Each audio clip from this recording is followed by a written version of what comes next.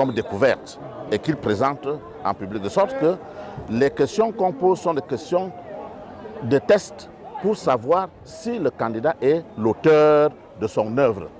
Et c'est pour cela que ceux qui n'ont pas appris et ceux qui ne maîtrisent pas leur sujet peuvent interpréter que je suis dur, mais ceux qui maîtrisent leur sujet vont comprendre que je suis le meilleur membre de jury, meilleur examinateur, parce que je pose des questions qui font en sorte que le candidat se découvre et fasse découvrir au public son chef d'œuvre et la substantifique moelle de son travail.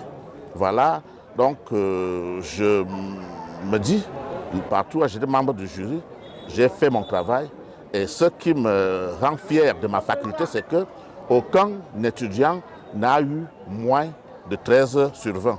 Donc, celui qui a eu des problèmes, pas le plus moins intelligent, sont tous intelligents au même niveau, mais ceux qui étaient en meilleure forme ont eu les meilleures performances. Je ne m'en cachais pas de dire, c'était ici leur chef de classe, la déléguée, qui a eu pratiquement 18 sur 20 mentions presque excellentes. Alors, ce n'est pas par fantaisie qu'il a eu cette note, c'est parce qu'elle était dans de meilleures dispositions, elle était préparée et elle est allée jusqu'au bout de cette logique. Et les autres, je pense, 3% seulement ont eu presque 13, mais j'ai 80% qui ont eu très bien.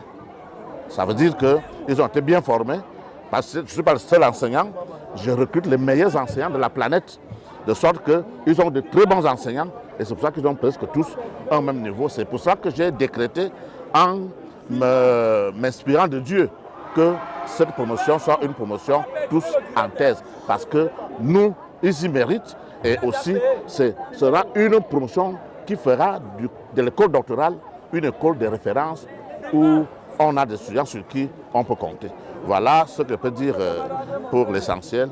Je vous remercie de cette question et afin que je puisse faire des clarifications qui seront utiles pour eux et pour la postérité. Je vous remercie. Oui, parce que j'ai réalisé un documentaire sur elle. J'aimerais savoir qu'est-ce que vous pensez d'elle en particulier en tant que personne, en tant qu'étudiante et de son travail. J'ai dit qu'elle a été la meilleure parce qu'elle a eu presque une mention excellente. Parce qu'elle a eu 17,75 sur 20. Et ça veut dire qu'elle n'est pas très loin de là. Et la pédagogie dit qu'il ne faut pas donner, tant que quelqu'un n'a pas encore terminé la carrière, une mention qui va flatter et va faire endormir son génie.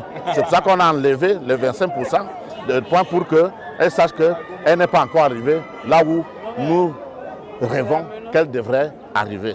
Donc on peut compter sur elle pour les théologiennes et pour la théologie africaine et pour les performances académiques des étudiants que nous formons.